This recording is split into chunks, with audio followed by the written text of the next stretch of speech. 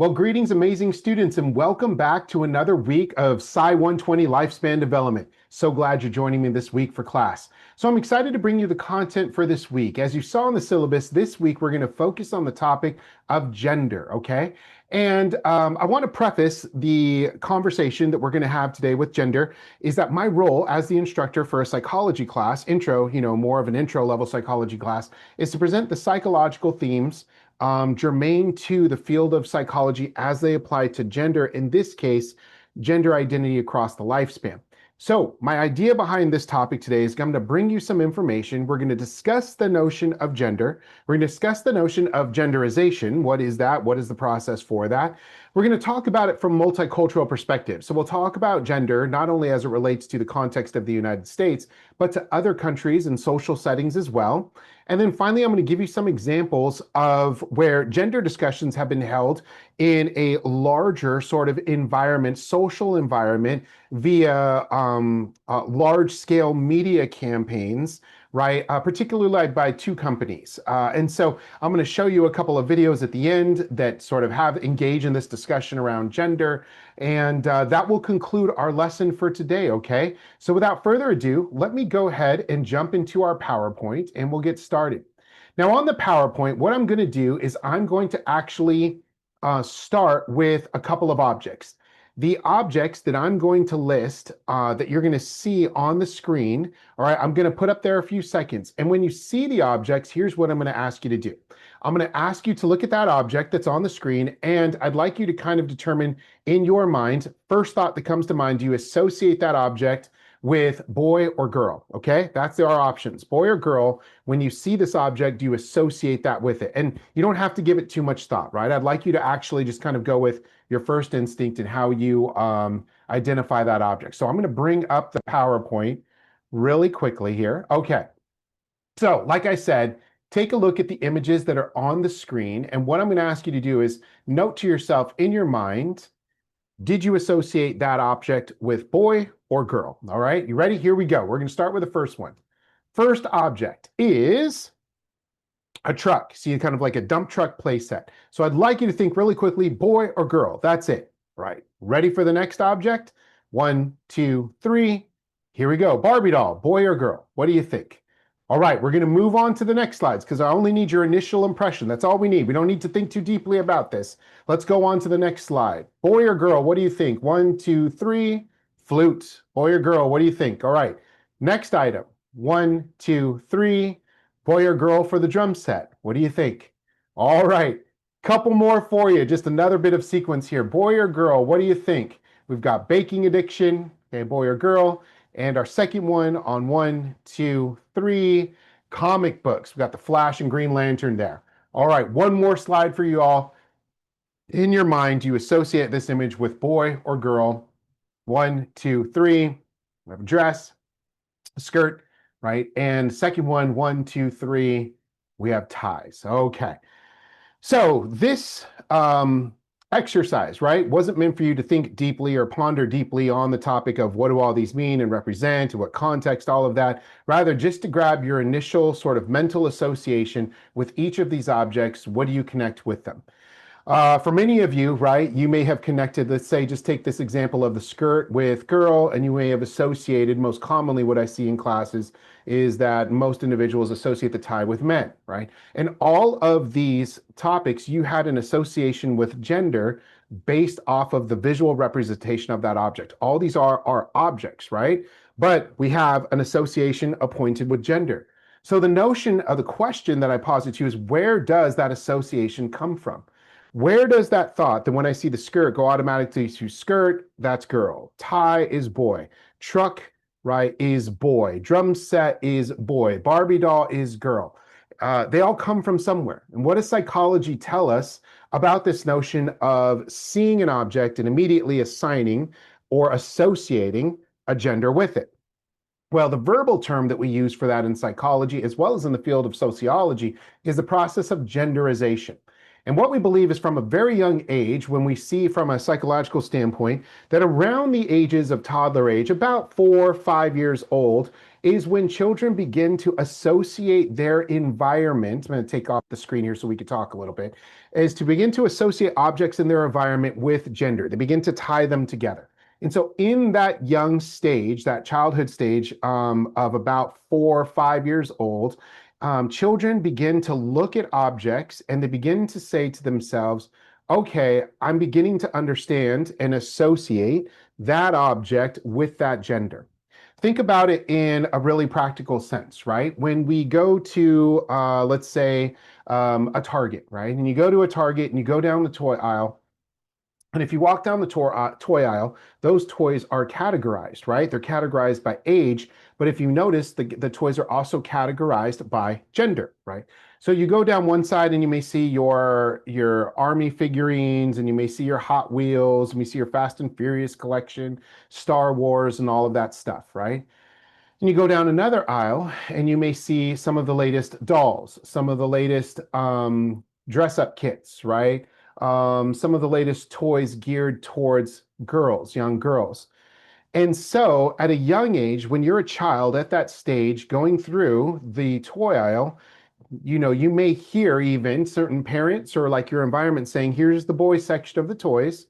Go and have fun with that section. Here's a section of the girls' toys. Why don't you pick out one of the toys from this section? And so from a very young age, societal influence, environment begins to teach, educate younger children. Here are the items associated with gender in the context of our culture. I'm saying in the context of our culture because I'm going to provide you with some examples of that later on, and how gender and the notion of how gender is made visible or expressed in certain cultures can change depending on its setting, okay? So the process of genderization in a nutshell is how young children begin to make sense of the world around them when it comes to gender. This is where they learn about gender in the context of boy or girl. This is where they learn about gender in the process of gender expression, meaning in terms of our clothes, our haircuts, our facial hair, whatever the case is, right? And they're taught through interacting with their environment of these gender roles, okay? They also learn more deeply complex roles as they get older, not only about what gender looks like in the context of their culture, but what are the roles that genders play in terms of culture. Maybe some come from traditional households where the gender role in which they learned was that maybe one parent in particular, one gender in particular, was the one that went out to work while another one stayed home to watch the family, care for the family, and make sure that the house was taken care of. Some folks grow up in environments where both parents, the gender role is associated with both parents, go out and earn an income and then come back and take care of family obligations. But all of that education, all of that interaction with environment is the process of genderization, okay? Now that we have a baseline for the notion of genderization, let me show you some odd examples of genderization that exists in our society, right? And I think it's a little humorous even at times when we look at products, especially when we talked about advertising early in the semester, how products can be aimed at gender, right, at a very young age, but also into adulthood in the products we sell, simply because genderization and the process of genderization is a very powerful messaging tool, okay? So I'm going to bring up our slides again, and I'd like to show us some examples here of genderization that we see out in public based on advertising and marketing, okay?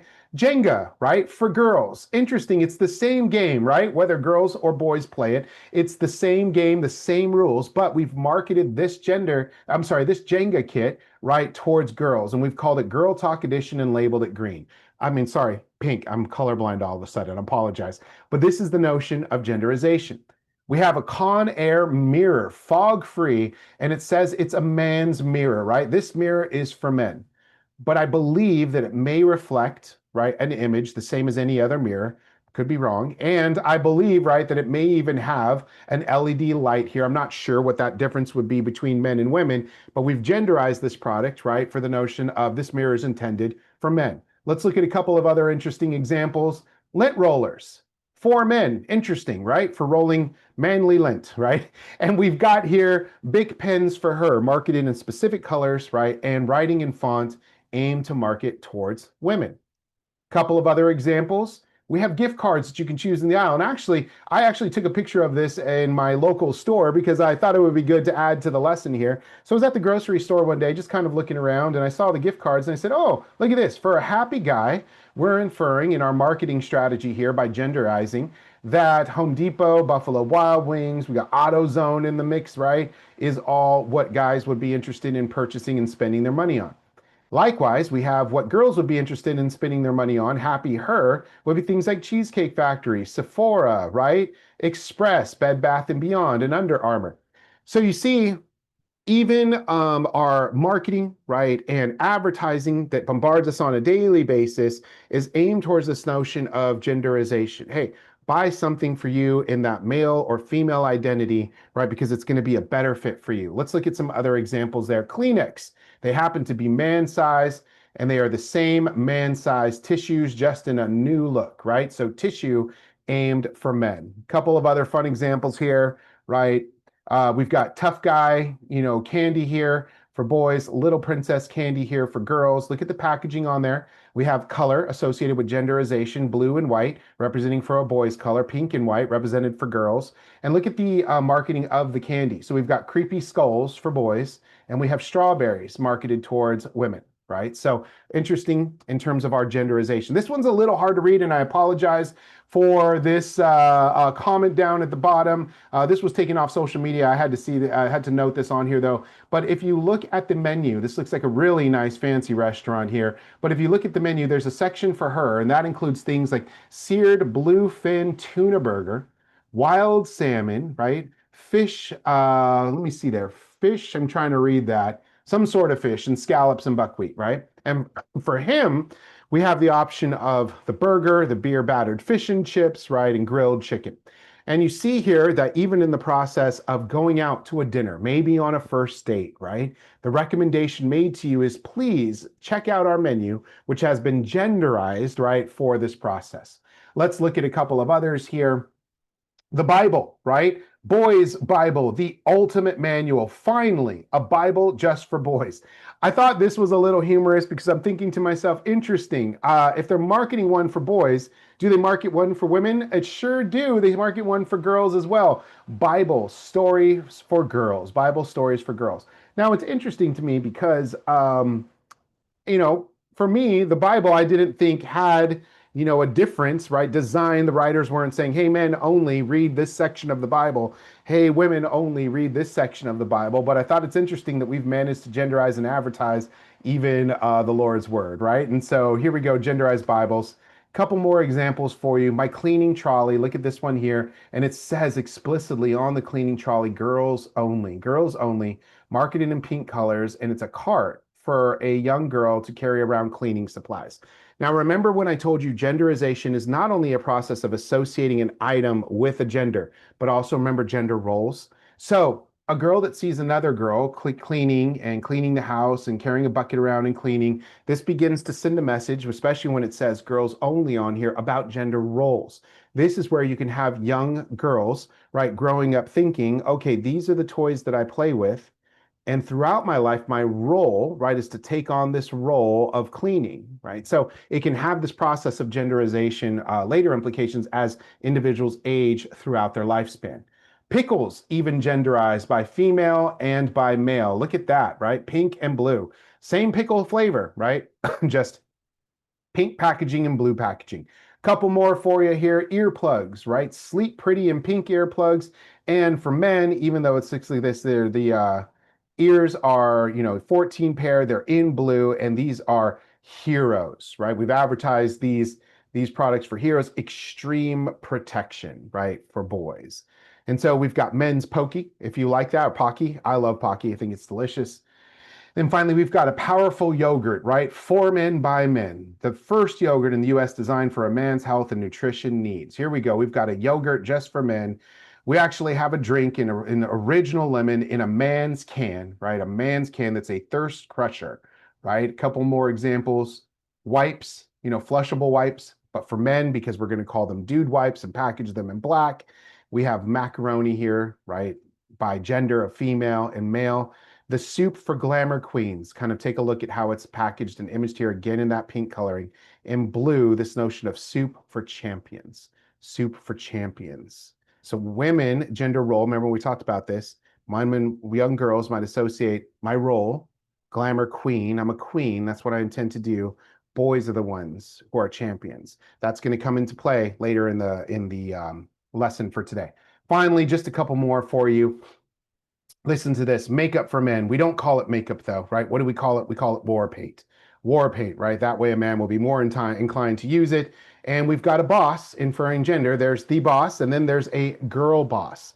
So you see again where it's a kind of a slippery slope when we talk about genderization in the notion of color and language, right? There's this notion of, can a girl boss just be a boss? Absolutely. But the way we've marketed it in this sense is there's your boss, and then if you're a girl, that's different, you're a girl boss, right? So a couple of things to kind of keep in mind. So let's continue the conversation. We've talked about nature versus nurture quite a bit over the last couple of weeks. And as I said, this discussion kind of weaves its way through our class of lifespan development. The older we get, we start to lean and dabble and debate with this notion of nature versus nurture. And early in the semester, I shared with you the discussion around epigenetics, right? And rather look at it as nature or nurture. What we start to understand is that really life is about a mix of nature and nurture, okay? So oftentimes a lot of people in society can get really animated, sometimes really worked up or upset around the topic of gender, right? And like I said, my goal isn't to try to pull you into one camp or the other, rather to present to you the psychological understanding of the process of genderization from a psychological perspective, right? And so oftentimes though, people start to think, well, gender, boy or girl, right? That can it can be genderized. There's a process for that, but they start to mix the concept of gender with sex. And that's actually two different things. And so it helps to kind of draw that out in a sense here, all right, in the discussion of nature versus nurture. So when we're talking about the topic of sex, what we're talking about is from the aspect of nature. Sex is a physiological assignment at birth based on your biological anatomy, right, as male or female, okay, as male or female. And so based on the anatomy that you're born with, that would refer to sex, okay? Now in the context of gender, okay, in terms of genderization in particular, we talk about that in the nurture aspect, in the environmental aspect. So when we talk about gender, we're talking about the societal expression of gender and concepts, what we consider in our country to be masculine or feminine or androgynous, okay? And as a social construct, developing around the years of 2 to 3 years or 4 to 5 years in children, okay? So two are very distinct. We're not talking about sex in this lesson of the biological assignment. We're talking about the notion of what is considered masculine and feminine and based on the context of our culture. So I want to provide you with a couple examples of that, right? Let's talk about US culture in particular. Our US culture has some very standardized images of what we consider to be masculine or feminine, right? So some of you may say, you look at me, look at Dr. Mexico, and you look at how I dress, and you may say his gender expression is male. He's masculine, right? He has a big beard. He wears clothes that are designed and cut for men. He's a big guy, right? Like, and at the same time, he expresses his gender as male. I look at him and I say, Dr. Mexico's a boy. That's because I have been through my own process of genderization of what society teach me as gender. I also identify as male, right? And the notion of it is I express my gender as male.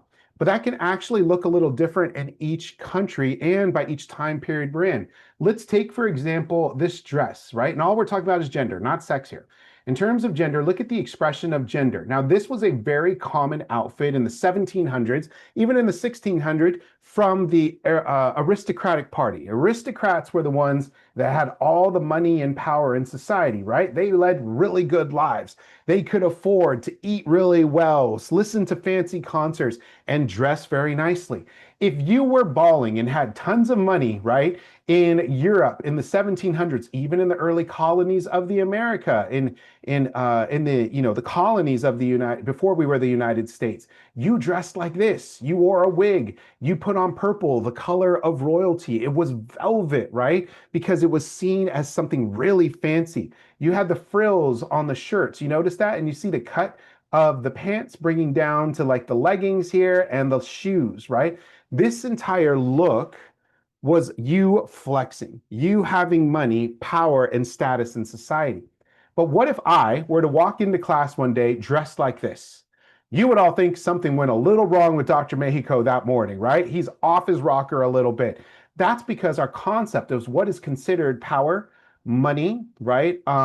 Considered gender or flashy based off our gender has changed since the 16 and 1700s. This is not the way we express money through our dress or masculinity anymore, right? Even though this was common at the time. Let's take another example. This is an example of a kimono, right? Worn by a male. In Japanese culture, many of the samurai wore this when they were not in their warrior gear. Now, when we look at this, some individuals with our mindset of what is considered masculine or feminine based off of our genderization process here in the United States may look at this and say, maybe this kimono looks a little feminine. Yet, these were worn by the elite class of soldiers that were sworn to protect the emperor at that time, who were scholars and soldiers. They dedicated their life to the art of war, and they were highly disciplined, right, in their studies. No one would second guess, right, the masculinity or the lethality, right, if you will, of a samurai. Yet this is how they dressed outside of their warrior gear, right, their armor. Let's take a look at this picture over in Scotland, right? It is not unusual for a man to wear what we do not call a a skirt in Ireland, but what we call a kilt, right, in Scotland. I apologize for that. In Scotland. Now, this is a big burly guy here. They compete in Scotland by wearing a kilt and throwing big heavy things far distances. Would anyone consider this man to be feminine, right, by today's culture? Not at all, right? But we associated in the United States, many of us, when we saw that skirt on the screen, we associated that with a feminine or a girl application, right, in our society. Again, genderization can look different in different cultures based off the context, right, and how we are all raised. What is considered masculine in Japan may look different from masculine in the US. What's considered feminine in the US might look different from what's considered feminine in Mexico, for example. It can all look different. Let me show you this picture here. This is actually a famous photo, a photo taken of someone very famous. And I would ask you to guess who that might be. So take a look at that photo. Just give it a quick second while I take a drink of water here. Who do we think that photo is of? Well, I'm going to go ahead and reveal it to you. This photo is actually of a former president of the United States, Teddy Roosevelt.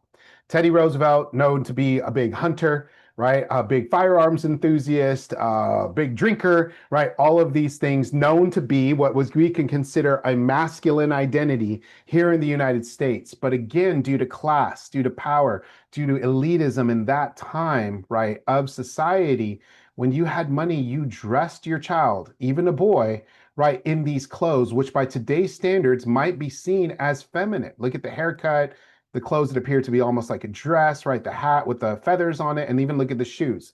And yet, right, this was normal in that time. This was the process of genderization.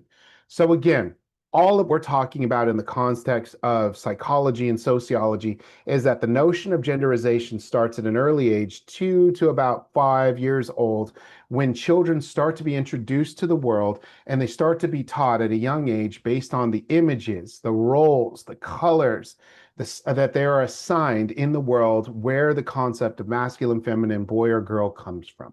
Okay, that's that notion. And yet we sometimes have some double standards, don't we, as a result of those gender roles that we're taught at a very young age. Like, how might we describe a male who's bossy, harsh at work, stubborn, or authoritative?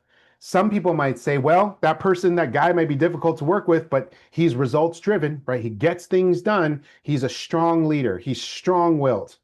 But if a female were to behave the same day at work or the same way at work, what might an individual say about them behind their back? Would they be so complimentary? Would they be so understanding or gracious, right, in working? Probably not. We have some words, right, for that. If a boy learns to change the oil, right, with his parent, he's considered what? A man's man, right? A little man. He's learning how to change that oil. But what happens if a girl does the same thing? And what would she be called, right? If that, sometimes you hear that term tomboy, right? So it can't just be a girl learning to change your oil. It's got to be a name associated with that tied to gender, because traditionally, the way that our genderization process goes in the United States, that gender is not a traditional gender role for females to change oil, right? And I have a daughter, she's 15 years old. And every time I change the oil in my car, my wife's car, I've got her underneath there because I'm saying, hey, look, it's going to save you money, right? Don't go to a quick lube station and pay $120 to get your oil changed when you can do it yourself, right? Save a lot of money here and or there. So if a man earns a promotion, how did he obtain it, right? Sometimes society may say to themselves, well, he worked hard for what he got. He put in the time, he did the work, he did all those other things. And yet there are sometimes some really, right, wrong assumptions, hurtful assumptions that are made about women who get promoted, right? Inappropriate, rude, and negates, right, the hard work that a woman has used, right, in terms of and applied herself to earn that promotion. If a girl decides to wear makeup and a dress, what do we think of her? But if a boy decides to do the same thing, do we have names that we might call that boy, meaning society may apply upon that boy because it breaks the mold of genderization, right, as we know it in our culture and in our time. So just some things to kind of think about, right? So I want to leave you with a couple of things to unpack really quickly here. And before I do that, but the summary, actually, here's what I want to do. I want to show you just a couple of videos that kind of bring light, right? Bring light, drive home the notion of what we discussed today of genderization. So we talked about gender. We talked about our mental associations with it. We talked about how the process of genderization is the process of children learning at a young age how to distinguish between, designate, assign gender, right, out in society, as well as identify roles associated with them. Now I want to show you some modern examples of that and discussions around gender that have occurred both here in the US and in another country. I'll share that with Russia through mainstream advertising. So I want to share a brief video with you, and it was an advertisement that actually ran a few years ago during the Super Bowl, okay? So you all know Super Bowl, huge event for advertising, right? Companies pay millions of dollars for very short periods of time to get a message out there about their product. And it was interesting that this particular year in the Super Bowl, the company always made an advertisement aimed at challenging traditional gender roles and language towards women. And they aired this on the Super Bowl, right? And so I want to share this with you because it talks about this notion of genderization and where it comes from in a really powerful and practical way. So think about what we discussed today. And then what I'm going to do is I'm going to play this advertisement for you. And you can tell me where you see this notion of genderization addressed in this ad. All right, here we go. Let's check it out.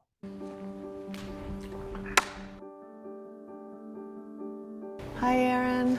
Hi. Okay, so I'm gonna just give you some actions to do. I just do the first thing that comes to mind. Show me what it looks like to run like a girl. My hair.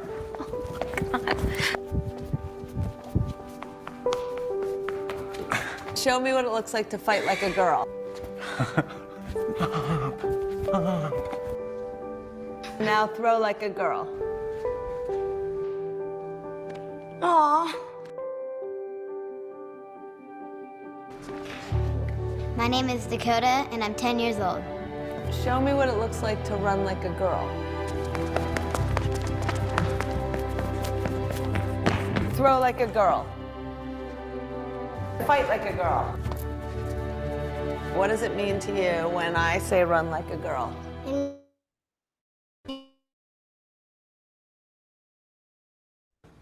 So do you think you just insulted your sister? No. I mean, yeah, insulted girls, but not my sister. Is like a girl a good thing? Actually, I don't know what it really is.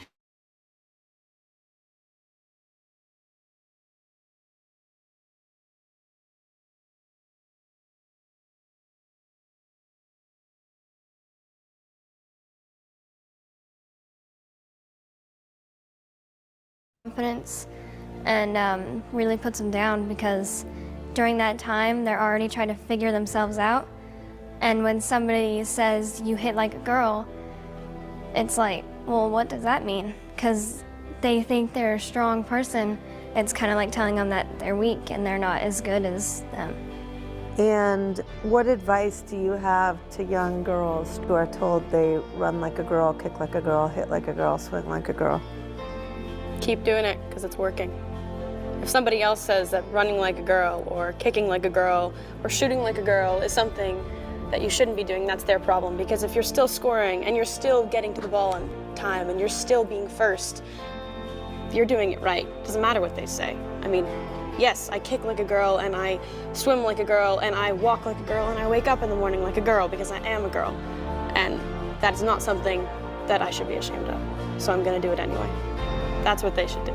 If I asked you to run like a girl now, would you do it differently? I would run like myself. Would you like a chance to redo it? Yeah.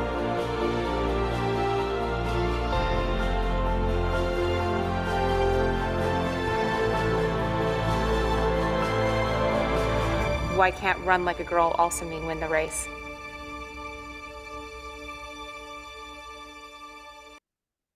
All right, I wanted to share this video with you because I do think it's a really helpful example of what we were discussing today regarding genderization, right? If you notice in this process of genderization, the younger the girls were, when they were asked, what does it mean to run like a girl? They ran like themselves, right? And that's because this notion of genderization was still very new in their lives. They were being exposed to the content of genderization throughout our societal definitions of what's considered masculine or feminine, but they had not necessarily settled into the gender roles just yet. But by the time they were reaching early adulthood, right, or late adolescence in this case, according to our lifespan development stages, right, genderization had settled in.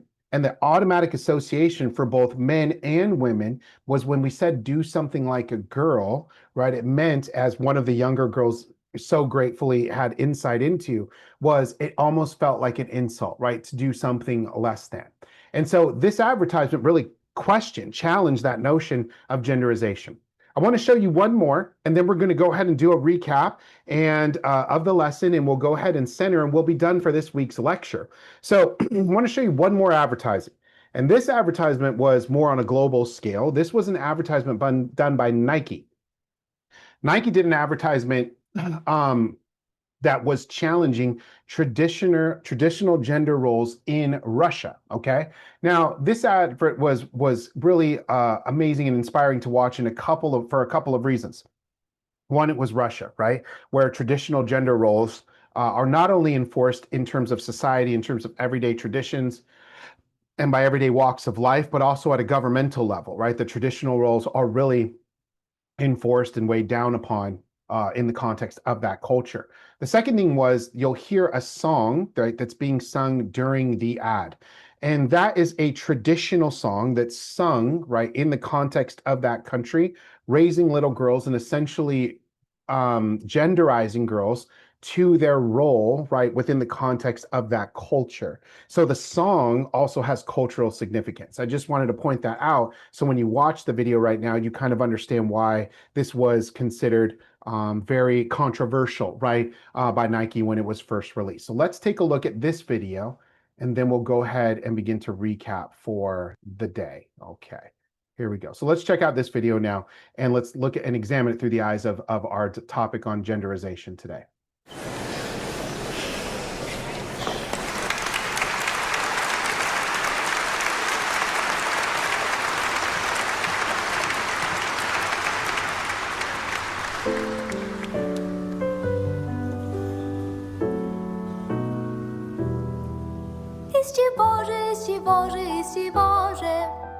Сделаны наши девчонки, ла-ла-ла-ла-ла-ла-ла-ла-ла-ла-ла. Из цветочков, из звоночков, из переглядок и мармеладок сделаны наши девчонки.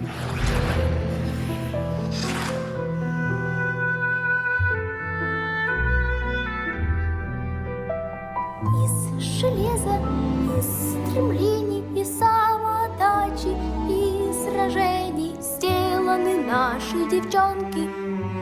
Из упорства, из красы, которой гордится вся нация, сделаны наши девчонки. Из синяков и тумаков, из желтых кулаков.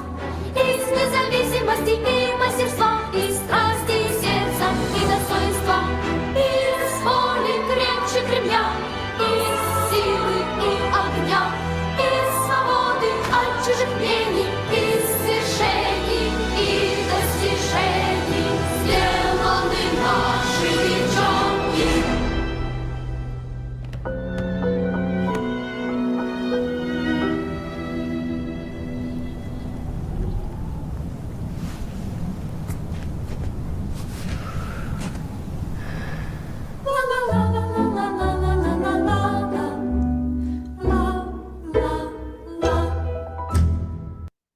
All right, wanted to share that with you. Again, really interesting, huh? How we discuss, right, the process of genderization and our understanding of masculine and feminine and gender roles simply based on the context of the time and culture that we're in.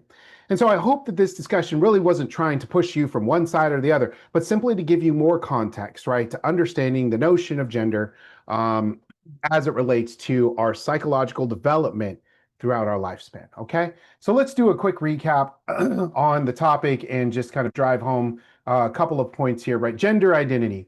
And when we talk about gender and gender identity, that is what we're discussing, is the perception of oneself as male or female, transgender, gender fluid, or androgynous, right? And the context, again, of our time and of our society.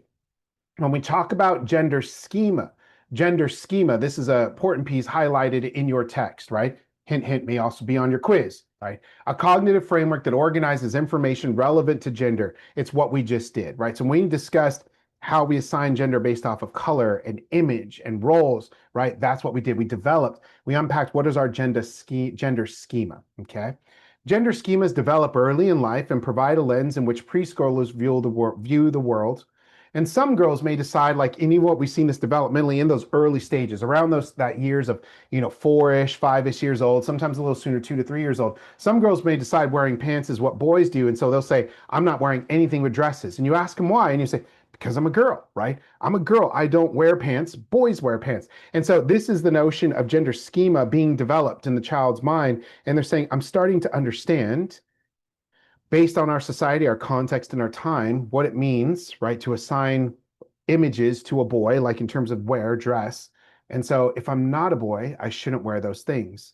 Some boys, like toddlers in kindergarten, may be afraid to wear dresses, believing they'll literally turn into a girl, right? Again, very early stages, very young, still developing, trying to understand this gender schema. They're like, if I put on a dress and girls wear dresses, then I will be transformed into a girl, is literally what some of these toddlers may think. This is why kiddos always ask their parents that odd question. How do you tell the difference between a boy or a girl? Because they're still in that process of genderization. They're thinking of gender from the notion of boy or girl in appearance. They haven't really drilled down to the understanding of sex yet. So they're not talking about the biological anatomy of the boy or the girl. They're still very young and haven't processed that yet. What they're saying is that, well, like, how do I know? Because I go into like a Target and I see colors there and I see some girls there and I see boys here. They're just simply trying to figure out their environment as they're going through this process of genderization. Kohlberg believed, one of our theorists, right, that preschoolers identified gender by appearance and behavior, and then later they associate it with biological factors as they advance through their lifespan, as they get a little bit older, as they're educated on anatomy and sex of the genders. Then they start to say, oh, okay, now I'm starting to shift. I'm starting to understand what gender means in the context of sex. And I'm starting to pair that with my understanding of how gender expression is manifest in the context of my culture and time, okay? And so sometimes we have, some parents believe that androgynous approaches allow children to explore what they like or don't like without assigning gender interest. So sometimes you'll see some parents, even some therapists, when they're working with parents, and they'll say, some parents will come concerned and they'll say, my kiddo, my young boy, right, maybe a toddler age, preschool age, was playing with his sister's dress-up kit, right? And we're worried that that may be a sign, right, of some sort of sexual orientation later in life. Many folks in the behavioral sciences will say not necessarily, right? That just may be a pure curiosity of a child who hasn't been fully genderized yet and hasn't learned that there are certain roles and images assigned within the context of their culture. What your child is exploring is gender, not sexual orientation, right? They haven't come that far in their understanding of the world around them just yet. And so they may clarify that for those parents, okay? So that's our recap for today's lesson. And let's move on to our centering verse for today. It's been a great privilege to bring this information to you. Again, reach out. I'm always here if you have questions. The word we're going to focus on today is courage, okay? And our scripture verse comes to us from Isaiah chapter 41, verse 10. It says, "So do not fear, for I am with you. Do not be dismayed, for I am your God. I will strengthen you and help you. I will uphold you with my righteous right hand." I love this particular scripture verse because it's a way of reminding me God's got my back, right? All the time. But one of the things that I love is the message interpretation of this particular scripture verse. And so I'd like to present that to you today because it's really beautiful. So this is the message interpretation of the same verse. It says, "Don't panic, I'm with you. There's no need to fear, for I'm your God. I'll give you strength, I'll help you, I'll hold you steady, keep a firm grip on you." Isn't that amazing to know that in the midst of so many challenging times, in your lives, right? That God is always here for us, saying, "There's no need to fear. I'm here. I'm your God. I'll give you strength, and I'm here to help." So I know as the semester goes on, there's a lot to do, right? You've got your labs and your classes and your papers and your exams, and I know it's a lot. Just remember, God's here for you, saying, "I'm always here to support you." So have courage in those moments, okay? So let's go ahead and put our hands and feet in a nice, comfortable position. I'd like for you all to go ahead and close your eyes. And as you close your eyes, take a nice deep breath inward. And let's draw into this awareness, this presence that God is with you in the room right now. As you exhale, you can let go of all your worries and concerns. And as you inhale, you can focus on that God is saying to you, "Don't panic. I'm with you. There's no need for you to fear. I'm your God. I'll give you strength and I'm going to help you. I'll hold you steady and I'll keep a firm grip on you." And let's stay with that truth, right? That God's telling us that He's always here for us. He's got our back for just a few moments. Let's sit with God.